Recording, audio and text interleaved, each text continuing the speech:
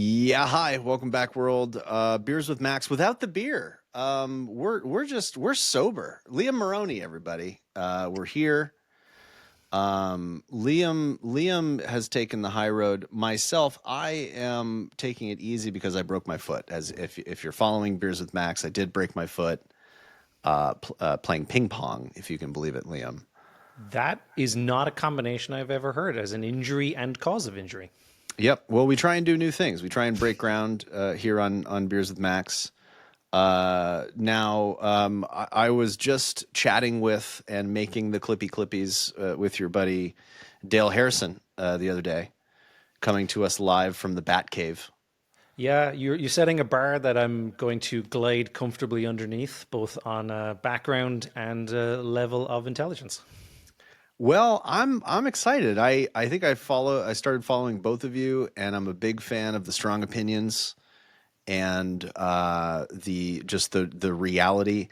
Seeing somebody write about the reality of marketing today, and not picking up colorful pom poms and shouting everything that Martech is saying and today's new buzzword. So I'm excited just to throw down and see what's up.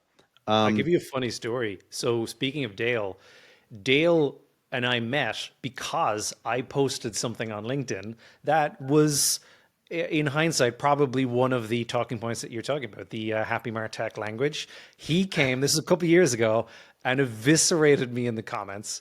And there was a tiny moment where I was like, screw this guy. I'm going to block him. I'm going to be done. Like, this is abuse.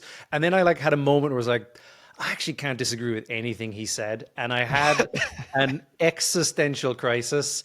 And then off the back of that, I very much went into my past and went I went to college for marketing. Why am I spewing these talking points that don't match anything I was educated on? And Dale is very much responsible for my personal journey. And he and I became great friends because of it. This is where we'll start then. What happened after you learned smart things? How did the Martech get you in their tractor beam? Because same thing. I was in the inbound thing. I did that thing. Oh, yeah. So So I've been in the space. yeah, I repent. Yes, and I'm still repenting. I consider my LinkedIn content my penance and hopefully my way of trying to earn back the trust of the marketing community. But I went to college for marketing. I loved it. I always wanted to be a marketer. And then I came in and started in B2B, not in B2B tech, but I came up as an email marketer.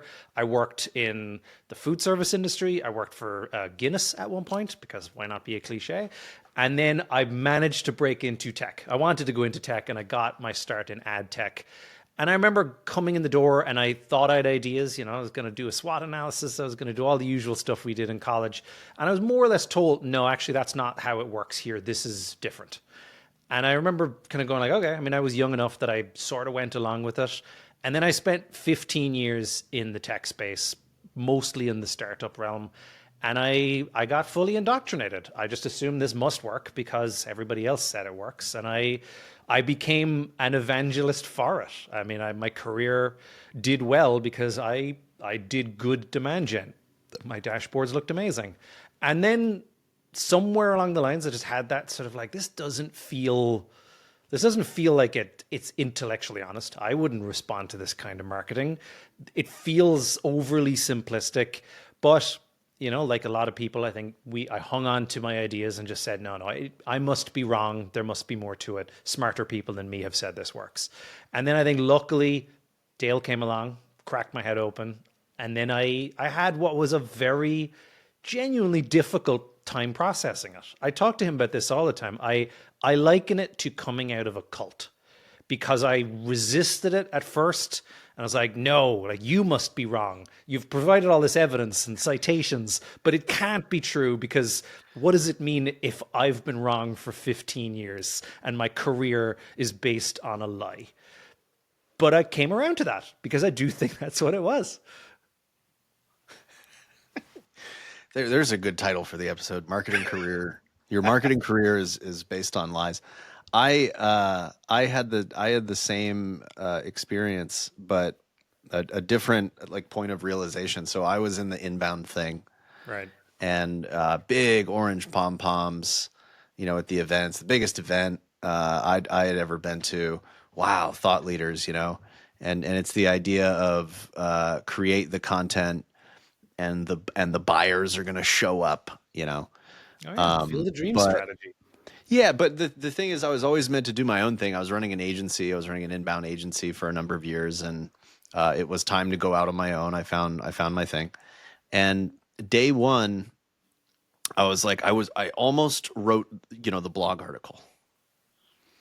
I almost started blogging, and I was like, okay, I'm gonna increase my organic traffic, and then people are gonna like download one of my ebooks, and then they're gonna send me an email saying that they want to work with me.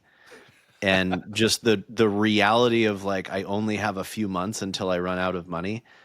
There's no way that is going to work. And then I was like, oh boy, what have I been selling? What have I been doing for the last 5 years?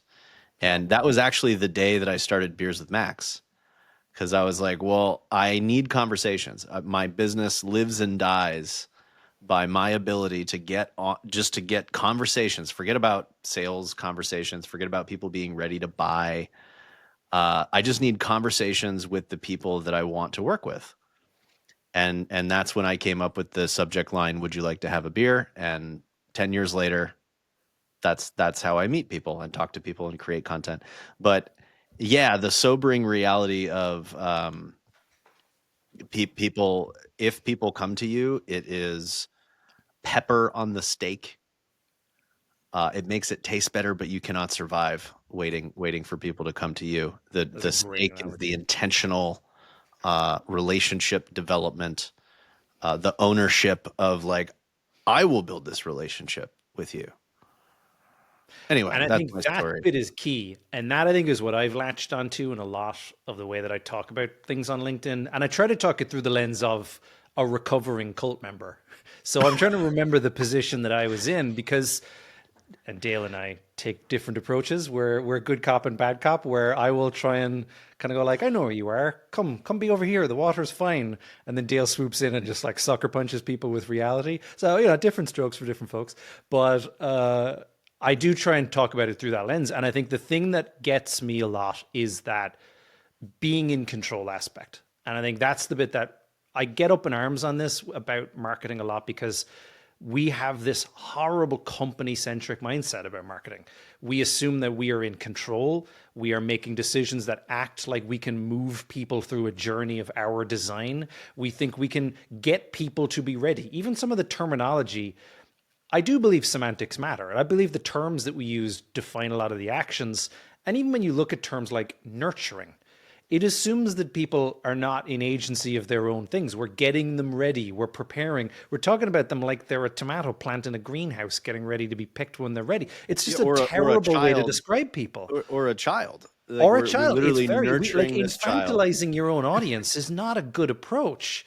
And this was things like this used to bother me even before I really took a much more aggressive stance on marketing. I was feeling a lot of the terms would bother me. I didn't like the terms like targeting. While it is the normal term to use, there's connotations to there. We use a lot of prey related terms where we're capturing people, and like it's all very anti-customer language that it's hard not to see that that translates into anti-customer marketing.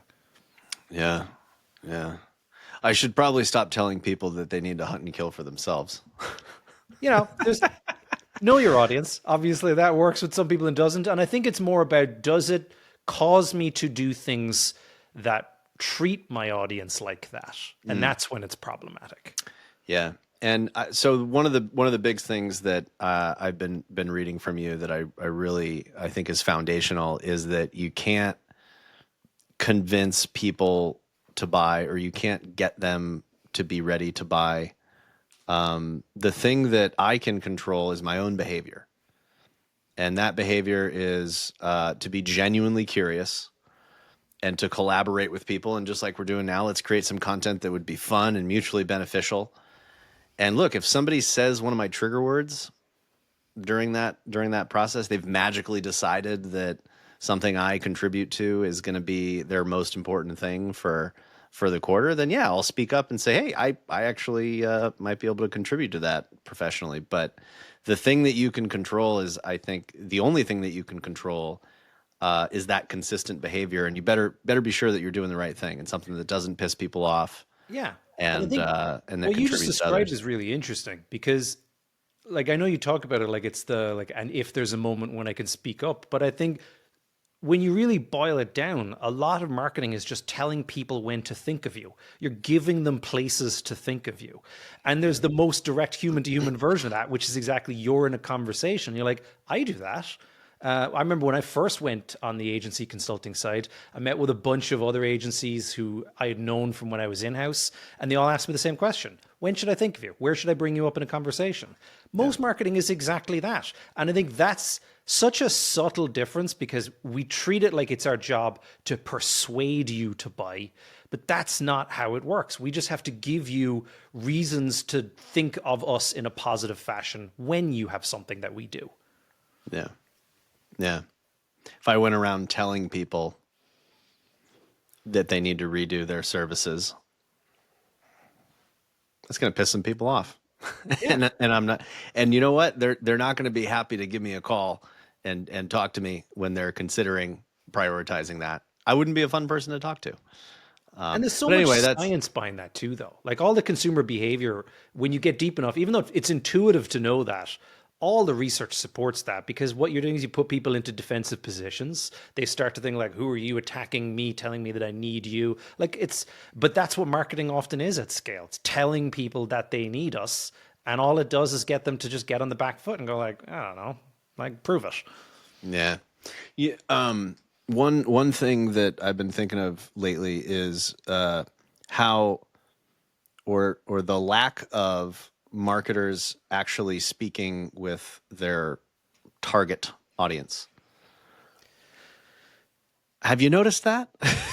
like, uh, It's it's so much bigger a problem than that.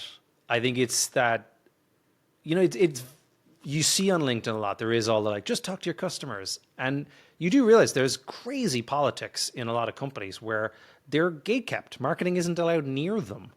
But I think I talked about this at an event and I kind of got a bit riled up about it because everyone in the room was talking about this like it was a novel concept. It was at a pavilion event. There was this little collection of people in a room and they were all brainstorming on how marketing can get a better seat at the table, be more revenue focused, the usual stuff.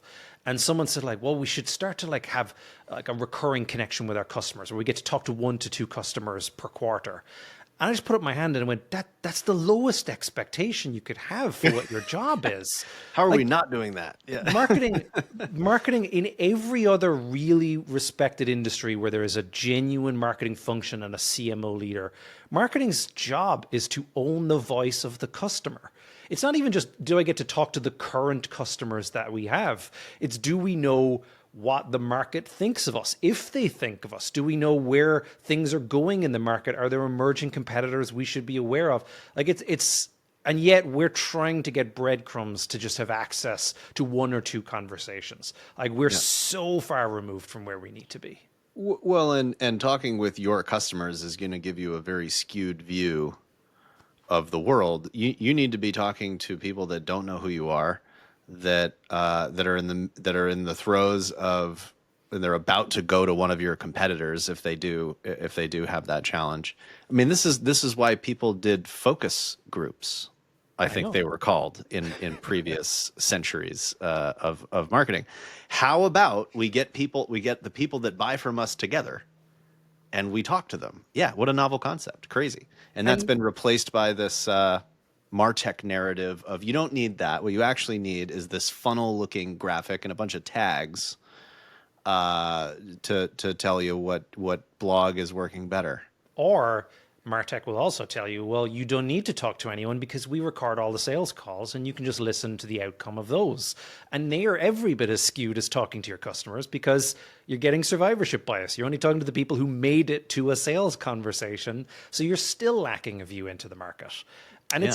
it's so problematic to the strategy because the amount you end up not knowing, like you said, if you're only talking to people who know you, like you, and have bought from you, and you're basing your marketing strategies off of that, there's no way that you're going to be able to reach the broader market. What what's the biggest piece of BS out there right now? Like what just like triggers you when you see it? There was a while where I was getting up in arms every day about the term demand creation. And then it kind of died for a bit. And then I realized, no, it's still as pervasive as ever. So yeah, I'm getting riled up even just thinking about it because it's just one of those terms that it feels innocent at first until you start to peel back what it actually is supposed to be claiming. And back to this whole you can't get people to buy things. What bothers me most about the term is that you see people looking for evidence to support the theory as opposed to testing whether the theory holds any water. So I will regularly get into a debate with lots of very smart people on LinkedIn, and they'll say, wait, you can't say that demand isn't created. What about this one outlier example? And you're like, well, firstly, you're talking about something that costs $10, and I'm talking about something that costs $100,000. They're very different things. And then they'll kind of like, well, what about AI? You're like, okay, I mean, firstly, you're talking about a once in a generational level of transformation technologically, and you're talking about a company who is losing millions of dollars every single year to try and develop this technology. And they're like, yeah, of course, when you have very unnatural economics in play, where you can sell something for less than it costs you to make it, yeah, you can probably drum up some demand because you're underselling something and you're underpricing something. But it's just such a it's almost like we want to believe that we have way more ability to create outcomes purely by just doing really compelling marketing. And it's I think what bothers me most about it is that it's born of an ignorance of marketing theory. If you knew marketing, if you were trained in marketing, if you understood economics, you would say that doesn't hold water. And so that's where it comes from, and yet it's defended vehemently online. What's the problem? What's the symptom? Is it just the short-sightedness? Um, is it dumping money into technology to measure said buzzword instead of like spending time talking to customers? Like, what does it actually result in that's so poisonous? Well, what it results in is marketing that is being thrown out into the world without any understanding of whether or not anyone wants what you're selling. It's operating from an assumption that this is a good product and I'm going to go and create a market for it. And that's just it's an irresponsible way to try and build a business because you should at least It assume that assumes that there's you a have a market good. It for what assumes you that you have a sell. good product. That's my favorite thing you've said. It assumes your product is good and people want it. That's the problem. Yeah, that's what it fundamentally comes down to. Well, in it traditionally, product was a part of marketing. And you're right. Now you've got all this marketing out there that is contributing to the noise pollution, promoting trash products or the 50th, machination of something that everyone already has. And yeah, you're right. I think that, and then buyers don't trust the marketing because they've been jaded by buying some trash product that's claimed the world. Yeah, And I think you can go farther than that. I think it's largely unique to tech and startup tech because, and I'm going to go way deep on this one for no good reason, but so much of my career was working for companies who were selling products at a loss. That's most of the technology sector. Everyone was VC funded, and we were losing money every single year, running from round to round to exit to exit. And that isn't natural. And so that you can grow very big very fast if you're willing to lose money constantly. And that's so much of the business model of tech. But that's changing now because the money is less accessible than it was. So a lot of these companies are finding that suddenly when I have to be efficient with my money, when I have to be thinking about customer acquisition cost, now the economics of the whole strategy don't work whatsoever. And so much of the tech sector are solutions in search of problems. And so they have no option but to believe this product. It's not that the product doesn't belong in the world and has no market for it. It's that the buyers are unaware of their problems. And our job is to make them aware and then make them aware of our solutions. Well, if someone's unaware of their problem, they don't have a problem. yeah, I don't walk around unknowingly having knee pain. Yeah. It, Yeah. it's quite apparent when I have a problem. Um, yeah, and if you refuse to admit that you have said problem, then you probably need therapy, and you'd be a really bad client. Yeah, it's like trying to get Uh, into a business of selling insurance for a thing that nobody thinks is a risk. If I told you you needed mug insurance, you'd go like, okay, like I'm clearly not going to buy that. And you're like, you don't know how many mugs get broken every year. And you're like, I'm pretty sure not enough that I've never thought about this before. but with enough demand generation, We'll create mug that's demand, mug insurance demand. yeah, mug insurance. Mine, so I have been beating up on on demand gen. Honestly, RevOps has been my number one. Just like I don't want to see it anymore. I could go my entire life without somebody telling me that they do RevOps.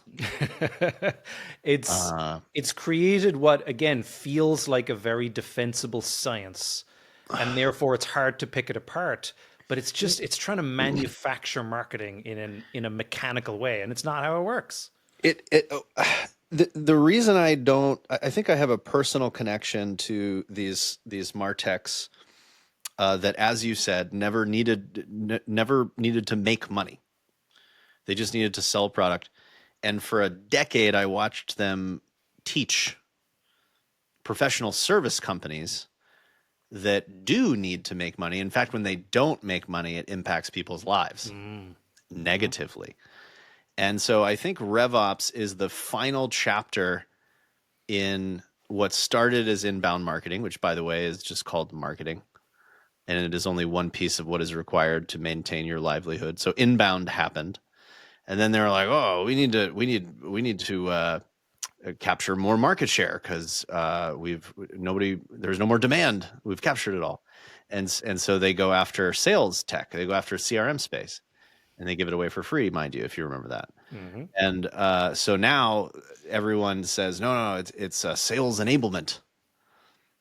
So okay, so now you got marketing and sales alignment firms. By the way, marketing and sales alignment, I just don't think it's possible.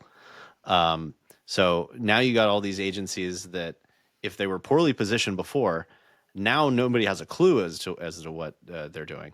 And then after all that happened, the Martechs finally went, okay, so now we're gonna add customer success as part of the platform, and we've run out of crazy trifecta names for it. That's when RevOps popped up. Is so they needed some bastardized term to say, I don't really know where I want to help my clients, but I have this platform that spans across marketing, sales, and customer success. So we're going to call it RevOps. Oh, I buy into that fully. That's what I saw. I watched it happen. Yeah. And It's it's like, happening now with GTM. GTM is the new yes, catch-all that I'm sorry. covers There everything was now. a yes. Yes. That's like, it's either on the same ladder Yeah. or like a window that they passed in that journey. Yeah, yeah. ABM. Well, start me on ABM. I can. I think we just started on ABM. It is now. I passed the It torch. is, I think, in a lot of cases, not just ABM, history lessons are pretty important in these things because you just gave a really good history lesson on how we got to where RevOps is. ABM was originally supposed to be a mechanism for marketing to support on deals that were mid-flight. That was Yep. its purpose. And then that suddenly wasn't enough, and they had to show more value. So they went, what if we showed incremental? What if we did it to the broader market of prospects? And then again, it just got changed into something that it isn't. And yet it conflicts with almost every one of the number laws, market laws, economic laws that are out there. And yet it's being paraded like it's this dream scenario idea to have in marketing. It doesn't stand up to any of the data. Well, in a lot of cases, it just means personalization, which is also trash. Yes, well, there's the one-to-one, one-to-few, one-to-many. One-to-many is just marketing. One-to-few would be better off being segmentation, and one-to-one is a comically over-investing of resources into single customers. Yeah, because you should just put a smart person in charge of going and having a conversation with that client if you're truly doing one to one. Yeah. And I think segmentation is often the better answer to ABM in almost all cases. And yet goes back to this whole core argument that I feel strongly about. I'm careful in how I word it because Mark Ritson does it in a much more blunt way than I do, but like, we are an undertrained industry. We do not have formal training. Most people in marketing in our space don't come from backgrounds of marketing and weren't trained in marketing. And a lot of them talk about that like it's a badge of honor. Oh, I just came into marketing from sales. But those things give you defense against bad ideas. And if you had gone and done any formal training, segmentation, targeting, and positioning would have been the first thing you would try and do. And you would realize that segmenting your market to be able to command a larger share of voice within that market is the best way of using a small budget to try and grow market share. But instead, it got morphed into, well, the same rule surely applies to a finite list of accounts. And it's like, no, it doesn't, because we're talking about an order of magnitude difference in the amount of people in those lists. Yeah. Well, I just still get, I see these ABM tools, and they're putting the company's logo on the ad. And it's like, this is personalization all over again, where it says, "Hi, Max," in the email title. It's like, I know that, I get it. Like, I know what you're doing.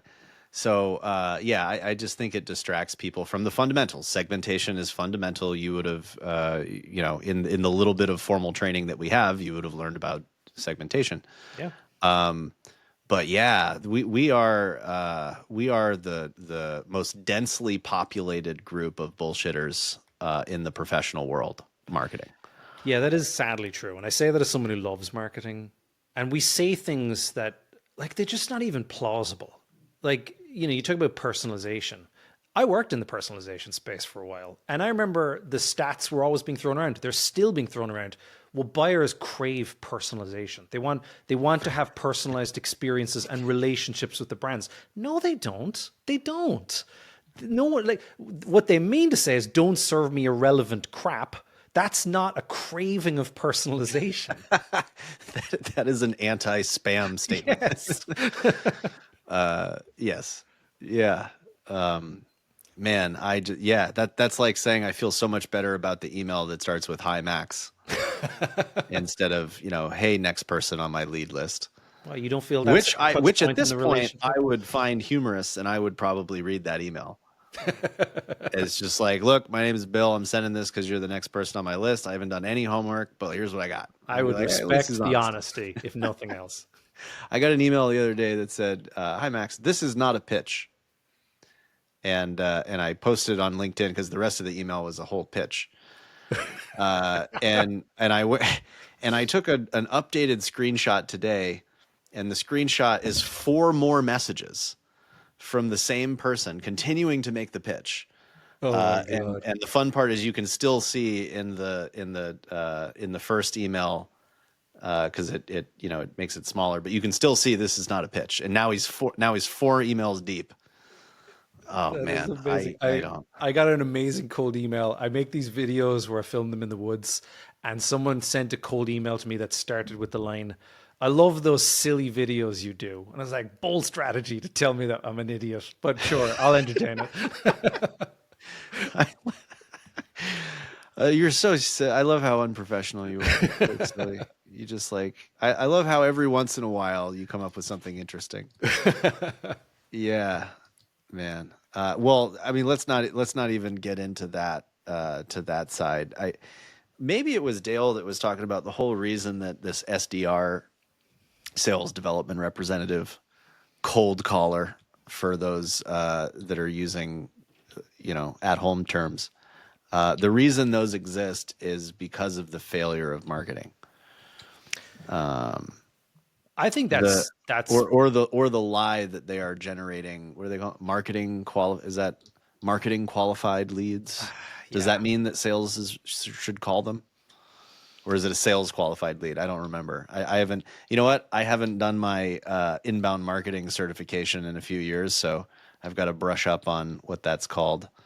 But yeah, marketing just telling salespeople to call leads. And sales calling them and realizing that they have no idea, just absolute waste of their time.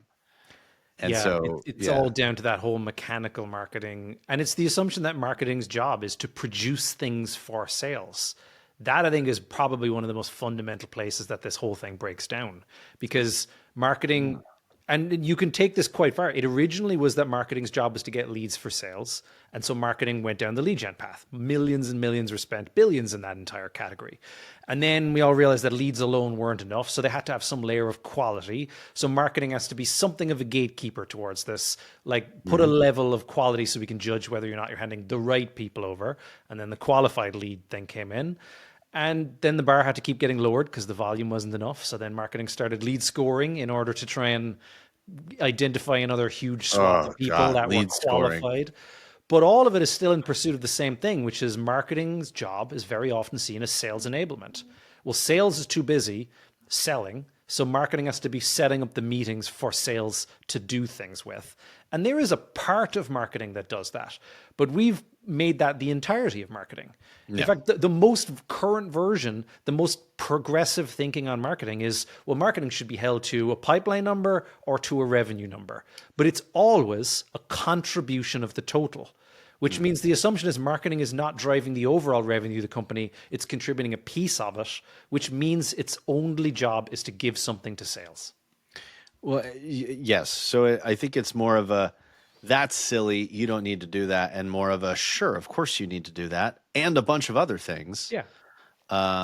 But when because eventually what happens is people saying, "Well, you didn't make your pipeline quota, so we're going to take budget from whatever bit of brand marketing we had left, whatever bit of like public brand recognition that we were investing in, we're going to take it out of that because that's difficult to measure because we haven't done a focus group in 12 years, so that's difficult to measure. So we're going to put it over into this thing that we can measure because we don't have enough MQLs." And there's such dissonance in that statement where what they're essentially saying is, hey, I want you to make everyone in the market know us better, but I only want to give you credit for giving us 20% of the pipeline. So in theory, the only work you should be doing is on that 20%, but somehow accomplish the other 80% along with it.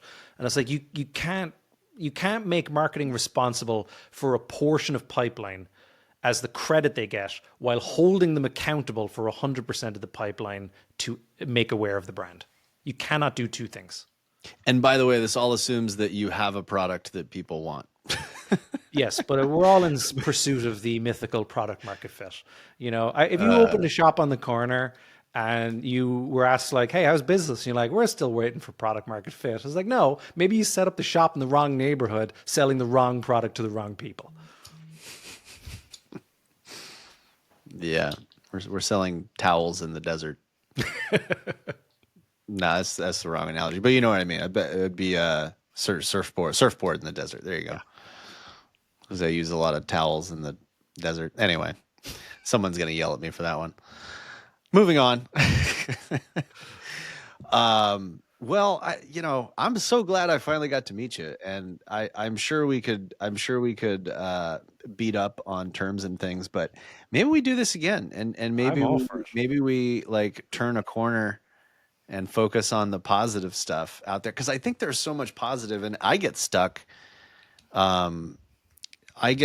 looking at and responding to all these things that are trash because it seems like the people that are doing trash things have to talk about it more to try and generate demand or to try and get everyone on the same page. So I think that's why my stuff might be perceived as like negative, but like I think there's more opportunity in the marketing world now more than ever because it just amounts to going back to the fundamentals or picking up the phone. It's I like agree you with don't you. need a software company to succeed anymore. You just go like, "Excuse me, how many people in our ideal client profile have we spoken to on the phone in like the last, I don't know, I totally agree. week?" And I often try and make sure I'm not just spending my time saying everything is bad and everyone is wrong, because I do think I was wrong too for quite a long time and defended it with a lot of vigor. But I think that you're right. Like there's so much opportunity for those who choose to look back at those fundamentals because they have a competitive advantage that virtually no one in the market has. If you have any market research, even if it's imperfect market research, it's better than everyone else. It's that whole land of the blind, the one-eyed man is king. That's how it works. Right now, everybody's blind. If you have any market research, any at all, you're in the top 2% of Well, I mean, when marketers you today. like, it sounds so silly to say it, but you ask almost any marketing team, how many people know your brand? And they'll go, well, we've got decent brand awareness in this, that, and the other. And they're like, how do you know that? And they'll always say the same thing. Well, we hear that from sales, or we've heard that from our leadership team. It's like, so you don't actually have any benchmark idea of where you're starting from and where you're going to get to and whether or not you're making progress in that fact. If you don't know whether people know you, then everything you're doing is an assumption. You know what? I think what we've established is it's never been a better time to be a marketer. There's never been more opportunity now that the cloak of VC funding has been removed and good, genuine tactics that are effective and drive incremental revenue will be exposed as the things that work. And that's why all of the customer acquisition costs are spiking. That's why all of the conversion rates are plummeting. It's because the stuff that we all thought worked for 20 years did not work. It just looked like it worked when you were in a slush fund category filled with money. There's the intro right there. There's the trailer. Liam Moroney, everybody. I'm spent. I'm happy. See you next time. For those of you listening or binging on Beers with Max, don't operate any heavy machinery. Tip your waitress. See you next time.